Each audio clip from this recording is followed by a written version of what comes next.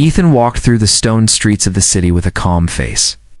The air was full of dust, and the sound of market voices rose all around him. People traded, argued, and laughed, but Ethan did not look at them.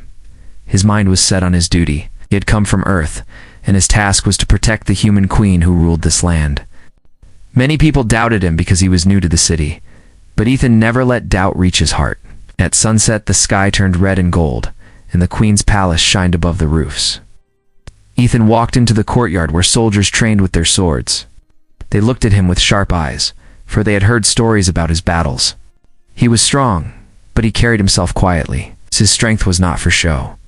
It was for moments when life was tested. That night, the Queen Isabella stood on her high balcony. She was known for her wisdom and beauty, but also for the heavy burdens she carried. Enemies waited beyond her borders, and even inside the city, there were men who wished to see her fall. Ethan was her shield. She had chosen him not for his fame, but for his unshaken spirit. While the queen watched the stars, Ethan walked alone near the gates. Shadows moved around him. From the darkness, a group of armed men came forward. They were not loyal to the crown. They had come to remove him before he could stand in their way. Their leader pointed a sword at Ethan and said he would not live to see the morning. The fight began without warning. Steel flashed in the moonlight. Ethan moved quickly, blocking one strike and dodging another. But in the chaos, one blade struck his arm with force. Pain shot through him as the bone twisted. For a moment his vision blurred, but he did not allow fear to control him. With a deep breath, he gripped his arm and pushed. A sharp crack filled the air as he snapped his bone back in position. The sound made the men pause. Even the wind seemed to stop. From her balcony, Queen Isabella gasped. Her face turned pale as she whispered, "How are you still alive?" She had never seen a man face such pain without falling. Ethan stood tall, his arm now set, though weak. His eyes were calm, not broken. He did not answer the queen's question. Instead, he stepped toward the men who had tried to end him. His silence was more frightening than any threat. The men looked at one another with doubt. They had expected him to fall, but he still stood. The courtyard filled with the clash of swords again. Ethan fought with one arm, yet he moved with skill and force. Every step forward pushed his enemies back. The men began to retreat, their courage breaking apart. They could not understand how one man, wounded and bleeding, still had the strength to fight. At last, the ground grew quiet. The men fled into the night, leaving their weapons behind. Ethan's breath was heavy. His arm throbbed with pain, but he did not fall. He looked up and saw the queen watching him. Her eyes were wide, her lips parted in disbelief. Ethan gave a small nod, showing her that he was still standing. The queen came down from her balcony and walked into the courtyard. She stood before him, the glow of the lanterns falling on her face. For a long moment, she said nothing. Ethan waited, silent as always. Finally, she spoke, her voice soft yet firm. "You should not be alive. And yet you are." Ethan only bowed his head. He had no need for words. His actions had already spoken. In that moment, the queen understood that this man was unlike any other.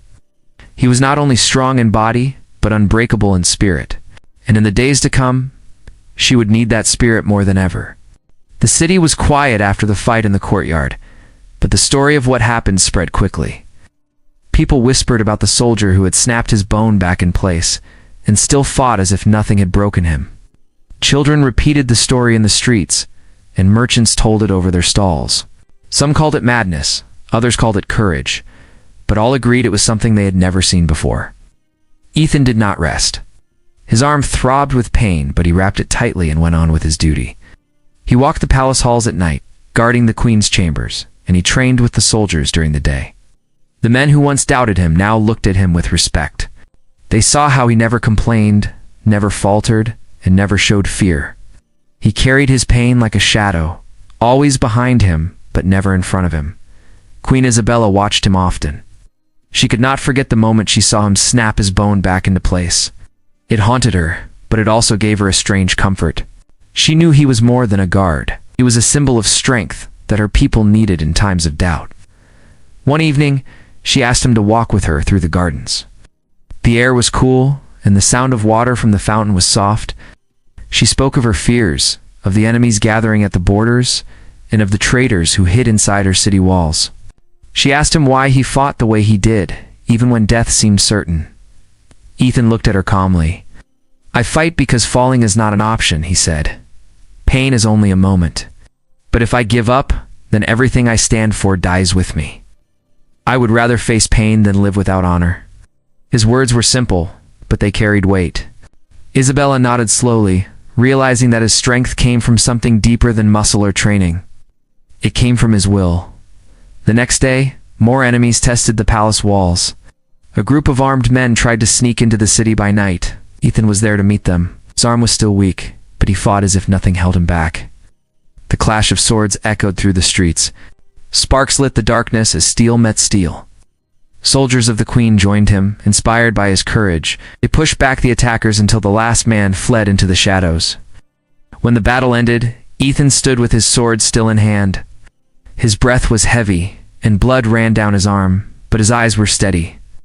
The soldiers who fought beside him looked at him with awe.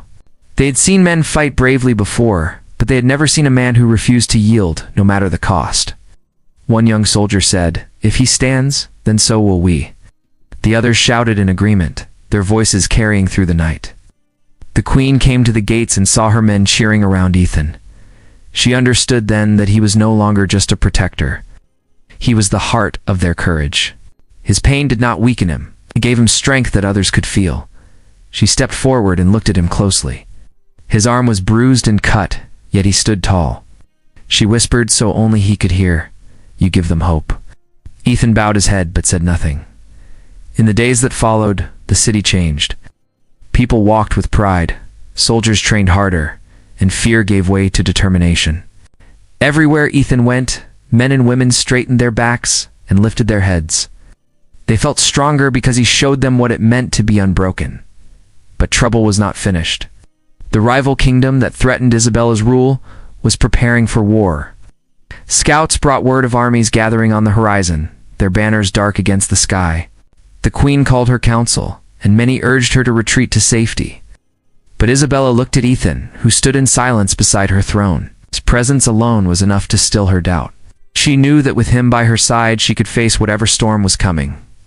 The days moved quickly as the Queen's council argued over what should be done. Some spoke of peace talks, others demanded walls be strengthened, but many believed the enemy army was too strong to face. Their voices rose in the great hall, but Isabella sat quietly, her eyes drifting to Ethan. He stood still at her side, silent but firm, a man who did not waste words.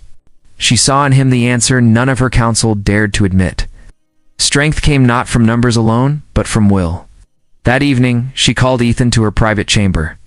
The lanterns burned low, casting long shadows on the walls. She asked him what he thought of the council's fear. Ethan spoke simply. "Fear feeds on itself. If we let it grow, it will break us before the enemy even arrives. But if we stand firm, if we believe we can hold, then our enemies will feel that strength before the first sword is drawn." The Queen listened, her hands folded in front of her. She realized his words were more than advice. They were a truth he lived each day. She thought of the night he broke his bone and still fought on. Pain could not stop him. Doubt could not reach him. He was proof that resolve was stronger than fear. She asked him why he risked his life so freely, why he put himself in danger again and again. He answered in the same calm voice, "Because without purpose, life is empty. My purpose is clear. I protect you, I protect this city, and I do not bend." Word of his strength continued to spread. Farmers who carried goods to markets spoke of him as though he were already a legend. Children shouted his name as they played. Even the guards who had once doubted him now trained harder, trying to follow his example. In the streets, men and women began to believe that they could resist the great army waiting beyond the hills. Hope was rare in those days, but Ethan gave it shape. One night, while patrolling the palace walls, Ethan saw a group of young soldiers sitting in silence. They were nervous. Their eyes on the horizon where torches glowed in the far distance. The enemy campfires burned like stars across the fields. Ethan walked to them and sat down on the stone edge. He told them a story of a battle from his past, when the odds had been worse and defeat had seemed certain. He explained how the men who stood together, even when broken and weary, had found victory because they refused to quit. The young soldiers listened closely, their fear slowly turning to quiet strength. When he stood to leave, one of them said, "If you can stand with a broken arm, then so can we." The next day, Isabella saw the change in her army. They trained with sharper focus, they stood taller, and their eyes carried less doubt. She knew this change was not her doing. It was Ethan's. He had become more than a protector. He was the heart of her people's courage. She began to wonder if he was the answer the kingdom had been waiting for. Yet the danger grew closer. Scouts brought word that the enemy army would march soon. Thousands of soldiers were moving through the valley. Their weapons and banners filled the land like a black wave. Panic began to creep into the city once more. Families packed what little they had, unsure if they should stay or flee. The queen called Ethan again. She asked him if they truly stood a chance. He met her gaze and did not waver. "Every chance exists as long as we stand. If we give up before the fight, then we have already lost. If we fight, then we hold hope in our hands." She felt her chest tighten at his words. She had ruled for many years, but in that moment she realized her people needed more than a ruler. They needed a light in the darkness, someone who reminded them of their own strength. She could be that light if she stood with him. Together they could face whatever came. The night before the expected march, the city was restless. Fires burned along the walls, and men sharpened their blades. Ethan stood at the gate, watching the stars fade into the early hours. His arm ached, but he ignored it. He knew the battle to come would test not only his body, but his spirit. Behind him, soldiers gathered.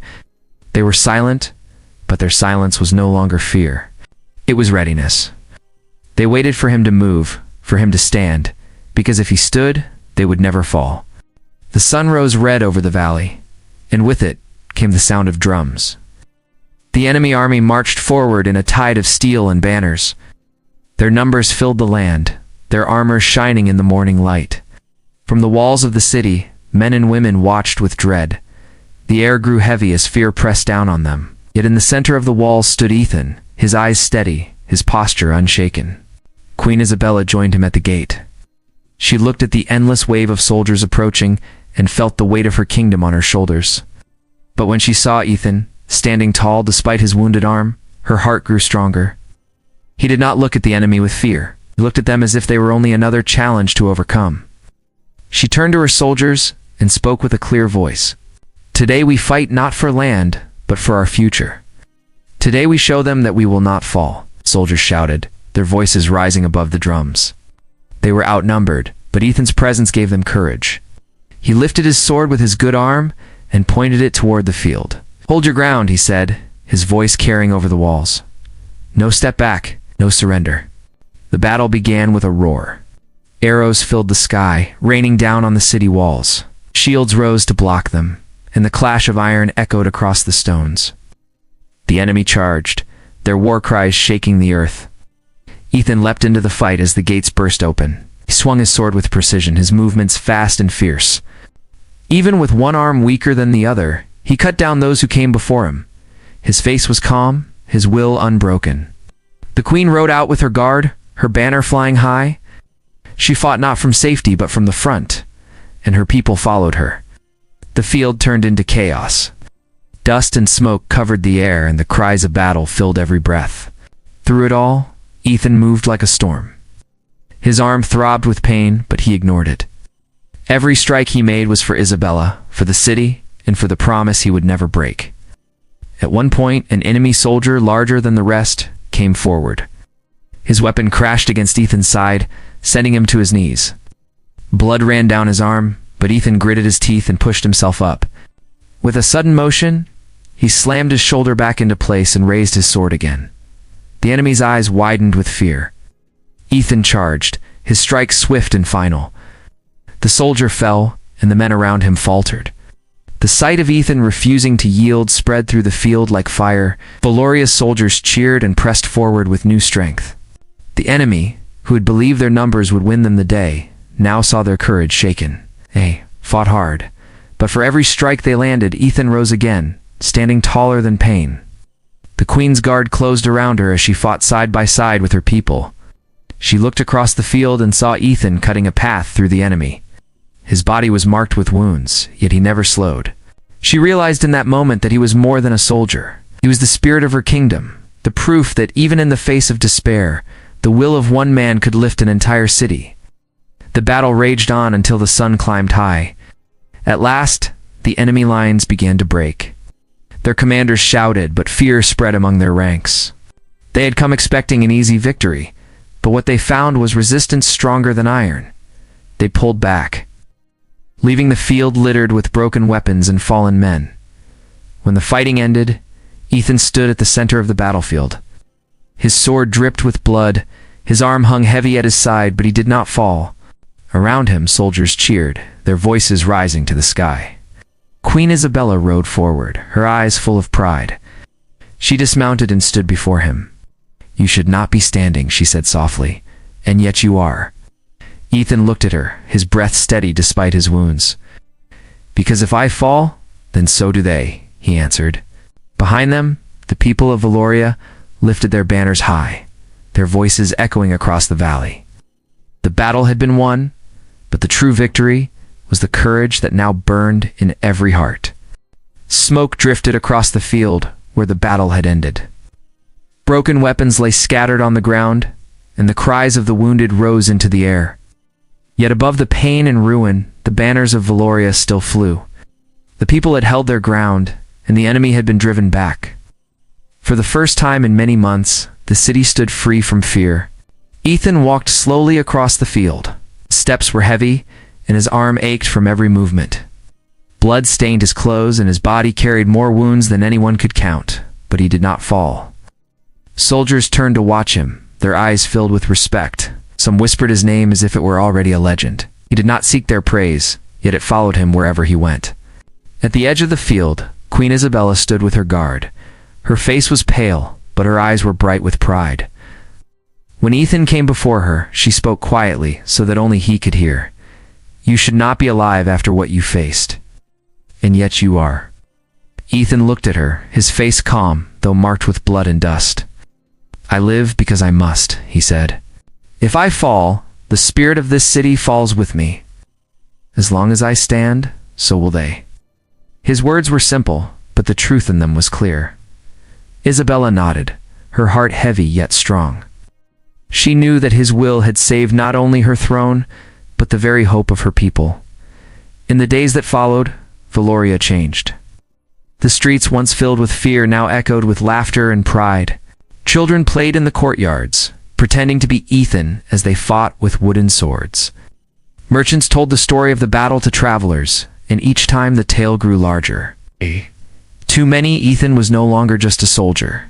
He was the man who refused to fall, the man who stood when others could not. The queen honored him before the people. She stood on the palace steps with Ethan at her side. Her voice carried across the square. "This man has shown us that courage is stronger than fear, that will is stronger than pain. He has reminded us that we are unbroken." The crowd cheered, their voices rising into the sky. Ethan bowed his head, but said nothing. He did not need words. His actions had already spoken louder than any speech. But Ethan did not let pride overtake him. He continued his watch as always, walking the walls at night, speaking with the soldiers, and training the young. When men grew tired, he reminded them that pain was only a moment.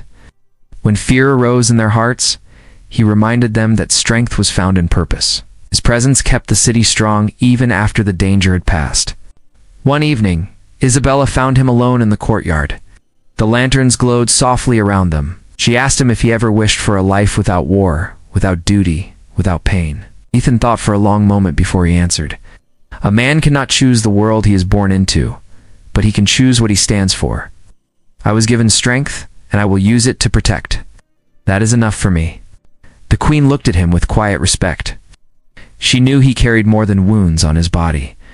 He carried the weight of every battle, every loss, every promise kept, yet he bore it without complaint. She realized then that he was not only her protector, he was the foundation of her kingdom's courage. Seasons passed, but the story of Ethan never faded. Travelers carried it to distant lands. Songs were written of the man who snapped his bone back in place and still fought on. His name became a symbol of resilience, a reminder that the human spirit could not be broken. And though time would change the faces of kings and queens, the legend of Ethan remained. He had shown the people of Valoria that hope could live even in the darkest hour. He had shown them that as long as one man refused to fall, no kingdom was truly lost. And so long as his story was told, his spirit would stand forever with his people.